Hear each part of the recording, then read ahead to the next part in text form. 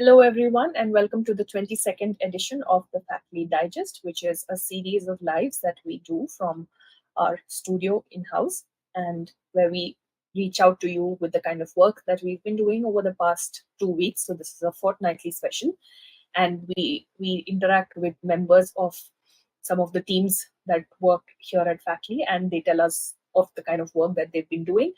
And this is often, very often, directly it has an impact on your life. So definitely the faculty digest is something that you want to be tuning into. And yes, before we get into the update, quick introduction. I'm Parvati Mohan and I head the audio-visual production efforts here at Faculty. And also, our memberships are live on our YouTube channel, and it's a small but significant way for you to show support for the kind of work that we do here. Do consider joining. And if you're new here and you're wondering what is the kind of work that we do, then that's exactly what we will be addressing during these updates. So we'll quickly get into the first set of updates, which is from the fact check team. And joining me now is Harsha Vardhan. Hi, Harsha. Hi, Parvati. So, yeah, lots that has happened over the past 2 weeks in terms of misinformation, right?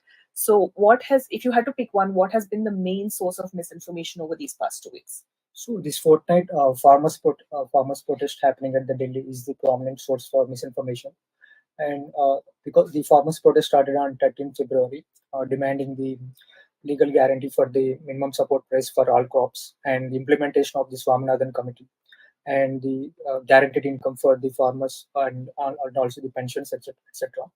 So similarly, as you know, in the 2021, when the farmers protested against the repeal of the farm laws, we have debunked several misleading claims, false claims as well. So similarly, today also, this fortnight also, we are getting many misinformation and we are debunking it. So primarily, we are getting these old and unrelated videos and pictures shared as the visuals related to the recent farm protests. So, I have brought you some examples. For example, one video of farmers going through the crossing the river to enter the Delhi because Delhi was there are barricades all over the borders of the Delhi. This video is shared as the recent video related to farm protest.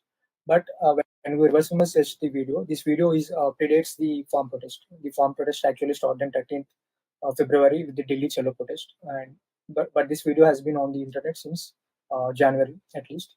So and other one is this farmers breaking the barricades and entering the Delhi. But this is also an old video, and it is not related to farm protest because this happened at least 10 days before the farm protest. It is related to this. Some vlogger farmers protested against the government because some vlogger was arrested on the charges of extortion. Right. And the next video is the image of a video of a modified tractor. The tractor is modified with several iron rods all over it to protect from the police and to break the barriers. But the video is also an old one and is not related to India. In fact, it was uploaded from a Turkey account, and we also reached the account. And there are several other videos which predates the farm protests. So, and other one is there is claim that during this protest, some farmers crushed the police officer and the doctor.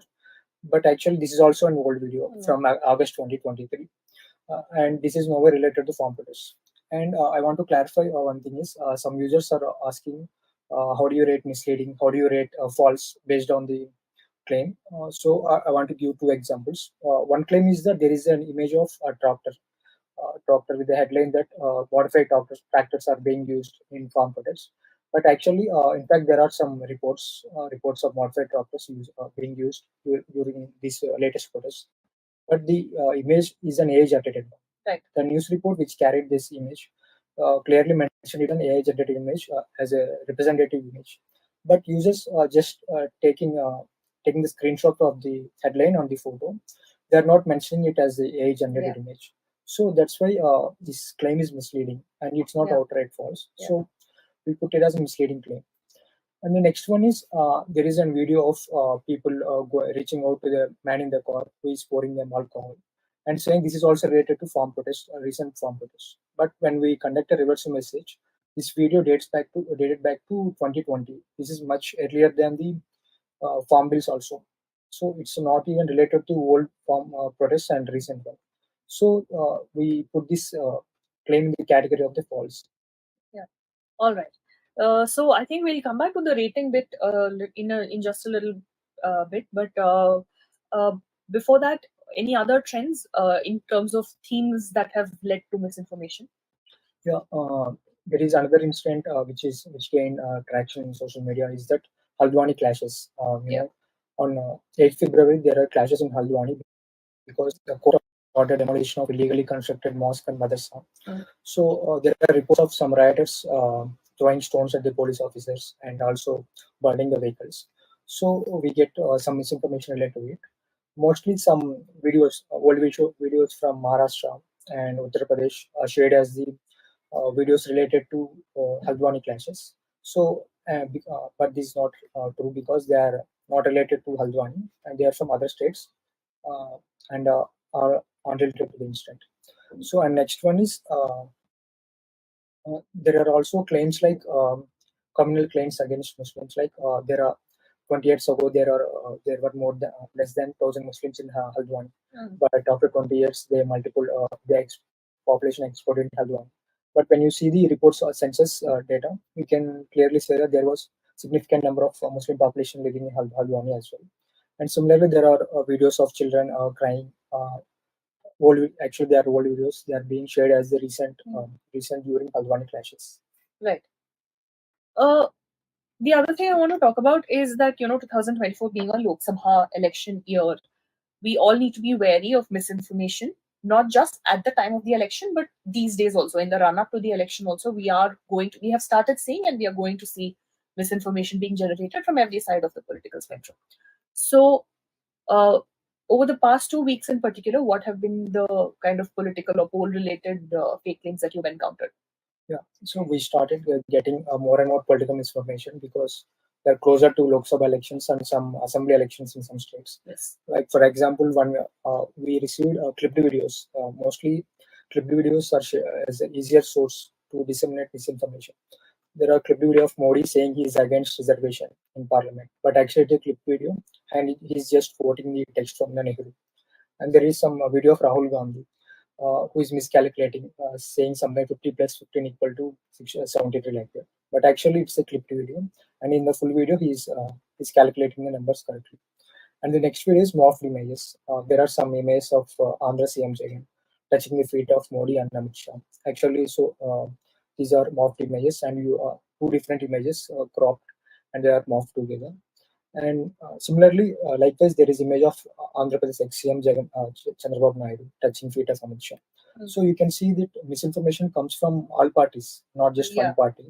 And we'll try to debunk as many as we. But since the volume of misinformation during election period is not is very high, so it's not possible to debunk each and every claim. So it's necessary for the users to check misinformation themselves, like doing simple Google reverse image searches and doing keyword searches and watching full videos and based on news reports. So, in case if they're unable to detect misinformation, they can always contact us in their WhatsApp tip line. Yeah. And I just wanted to quickly go back to the point you made about ratings when we were talking about, the farm protests and the kind of posts around that. Even with Lok Sabha or any elections, or generally when it comes to dealing with misinformation, a lot of times we get questions on our DMs and comments on our videos and all of that saying, why is this misleading or missing context and why is it not fake or why is it not, why don't you just declare it as true? There are many factors to this, but I'll go through a few. One is that it could be a clipped speech. In a clipped speech, if what is being claimed is entirely different from what the person spoke, then it is fake. Yeah. But if there is a little bit of similarity, but also some amount of distortion, then we may call it misleading. Or if it has been clipped in such a way that the necessary context is not given, that is when we say missing context. And apart from clip speeches, also sometimes what happens is a person may have said something. There was a video of Jairam saying something, but it was shared the Ayodhya Ram Mandir, which was inaugurated in January 2024. But his speech was more than 10 years old. So there, in that case, he had said what he had said, but it was not at all in the context of the Ram Mandir. It was in some other context. So again, that becomes misleading as opposed to fake or true. And similarly, there was this case of a actor singing a secular song. Why again that was missing context or misleading is, yes, he did sing the song, but it was not recent. But that was not the reason why it was given. It was shared as misleading, but because he had also sung other songs from other from countries. for his fans from countries, including his own. So, but the way in which the post was shared, it is alluding, it is almost like insinuating that he only sang for the other nation. So things like that. So it is that kind of nuance. But again, you must understand that these are all subjective. You need to take it with a pinch of salt. This is as per our experience, our so many years of being in the misinformation space. This is how we analyze it and rate these posts. But you're very welcome, of course, to analyze it for yourself. Go through the article on factly.in and read through it. Look at other fact checkers. Look at what they are saying as well. Their rating may actually, it would differ from ours. So it's these things are not absolute, but it is the best call that we can take given the circumstances, right? So yeah, just wanted to address this issue of ratings because it comes up a lot on our content. But with that, we've come to the end of the update from the fact check team. Thank you, Harsha. We'll move on to the next team in just a bit. But before that, to repeat what Harsha said, our WhatsApp tip line is free to use, so do save it as a contact on your phone, and you can send us any spurious claims that you might find on social media. It is a great resource. Please do make use of it. Okay, that said, we'll move to the updates from the second team, which is the newsroom. And joining me is Sai Krishna. Hi, Sai Krishna. Hi. So lots of important stories to get to. So the first one, of course, is um, UPI is such a big deal in our lives. It's changed how we transact, how we make financial transactions in India. And Paytm was one of the first players, and also it grew to become one of the most important players. So obviously, this RBI move of shutting down its banking activities from the end of this month has been a huge news item. And this, of course, made your team look into how UPI transactions are carried out in the country in detail. So, uh, why did you decide to do the story, and how did you do it? Yeah, so like you said, on January 31st, so RBI made a big move on payments, Paytm Payments Bank. It basically shut down all its banking activities. Like it was earlier February end, but they have extended it to mid March right now. They have cited persistent non-compliance of regulatory directives as a reason behind this action. So this action is is a kind of unprecedented action. So because whenever RBI does act on a bank, it usually gives time to make things in proper place. But this time they didn't give any time for the Paytm Payments Bank. So again, at a broader level, this action also talks more about the future of India's fintech community. So this is a big issue. So and considering how Paytm became a household name, like just like household name for UPI transaction, just like Xerox became Right. so we thought when such a big entity can be acted upon, its impact can be felt in the larger segments of population. So we felt like we need to explore the trends in the UPI transactions and also the fast track transactions where Paytm is among the prominent leaders. So that's how we have chosen to do this story. And the data for this story that we have done, so we gathered the numbers from Dataful, so where we compiled and collated all the numbers using transactions, volumes, and values from National Payments Corporation of India (NPCI). So we have properly cleaned them and made it into proper standardized data sets that can be used like in a ready to go manner. Right. That's how we ended up doing the story, and we got this data for Yeah. the story. A very quick note for people joining us for the first time: Dataful is an in-house tool developed at Factly, and like Sai Krishna said, it contains thousands of cleaned data sets, so it saves you a lot of time if you're someone who works with public data. So visit dataful.in and definitely check that out. But yeah, in the meantime, back to the UPI story. What were your main findings? So regarding the main findings, like we have found three major highlights from our analysis. The first the highlight that we have found is the UPI rising UPI transactions. So UPI transactions rose from like 15k to like 119k billion, with 15k billion to 119k billion, just in a span of 4 years. Oh, wow. That Yeah. that represents around 700% growth. In terms of values, also they have risen from 27k to 185k billion rupees. So this is also approximately 600% rise in the UPI transactions values. The second highlight that we have found is the as of like December 2023, more than 100 entities are uh, available in India that provide UPI transactions, that make UPI transactions possible. And among all those entities, we have found three major players: PhonePe, Google Pay, and Paytm. They account for more than 90% of all the UPI transactions. So PhonePe leads with 46%, Google Pay leads with 36%, and Paytm is around 14%. So these three account for more than 90% of all the UPI transactions. And not only in the UPI transaction space, Paytm is also a leader in the fast track transactions. So among the banks that issue uh, fast tags, we have found that ICICI Bank, IDFC Bank, and Paytm Payments Bank are among the top three uh, entities that are both issuers and acquirers also. So, like in the UPI also, Paytm leads in the fast track transactions. So, all these statistics point out to show that how Paytm is a big player, and when such a big action from RBI is imposed on Paytm payment, then it affects larger populations. So times are tough for Paytm payment bank, but how they overcome this crucial period is define their character and define their resilience. Right. Okay. So apart from this Paytm issue, another series of stories that was really prominently in the news and has affected a lot of people real time is the flight disruptions that we saw mostly in January and mostly from Delhi.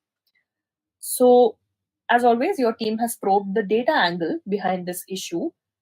And so, again, what made you cover this particular topic and what were the highlights from your analysis? So yeah, like you mentioned, the weather this winter season was very brutal. So it has messed up travel plans of many, leaving like causing unplanned delays. Many people were left stranded at airports. Many flights were cancelled. So, and one thing with these kind of flight disruptions is that it causes a domino effect. Like it causes substantial losses to economy, as well as it affects every player in the air transportation ecosystem. Like right from passengers to airlines to airports, it affects everyone. So we felt that since the Delhi weather and the associated cancellations were in news, we felt that it is important to look at the trends in flight disruptions that took place and see how these flight disruptions is there whether there is any pattern to these kind of disruptions. And like the previous story, we have taken the data for this story also from data. Coming to the highlights of the trends that we have observed, we can see that there is a consistent increase in the flight disruption. So, from 4.2 lakh passengers affected in 2014, it has risen to 33.2 lakh passengers getting affected due to flight disruptions in 2019. So, pre-pandemic 2019 recorded highest number of passengers being affected. Now, due to pandemic, the number of passengers went down. But in 2022, we observed that the passengers affected got back to 25, around 25 lakhs. So that is the second highest in the last decade. In terms of the compensation and the facilities that airlines usually provide in times of these flight disruptions, we saw that 2023 recorded highest number of highest compensation being paid by airlines. Like they paid out 47 crore compensation to passengers alone. Again, on the pattern of these flight disruptions, we have found that weather emerges as a prominent reason behind cancellations. So usually cancellations happen because of technical reasons, commercial reasons, operational reasons, and weather related. We found out that in the past 3 years, weather behind every one cancellation out of three were due to weather. And there's also a seasonality pattern. So rainy seasons and winter seasons see a lot of flight disruptions. And among all the months, January consistently stands out in terms of cancellation rate. Also, even in the January of this year, 2024, we see that the cancellation rate is 3.7%. That is almost near to the levels during the COVID pandemic. So these are some of the broad trends that we have found out in the flight disruptions that is taking place. Yeah. Thank you for that update, Sai Krishna. I strongly encourage those of you watching to visit our website, factly.in. The links will all be available through the course of this live or in the description. So do read these articles for a deeper insight into these issues. And apart from that, if you aren't already subscribe to us, please do that. Follow us on social media. We are at Factly India across platforms. The next edition of the Factly Digest will be on the 7th of March. And yeah, that's 2 weeks from today. And yeah, consider joining memberships. And of course, reach out to us through DMs on social media, comments on all our videos. We look forward to hearing from you, and we will take up your questions as we did earlier during this live. So, with that, we've come to the end of this edition of the Factly Digest. Thank you so much for joining us, and we hope to see you soon, not only at our next live, but also through the work that we do on all these platforms every day.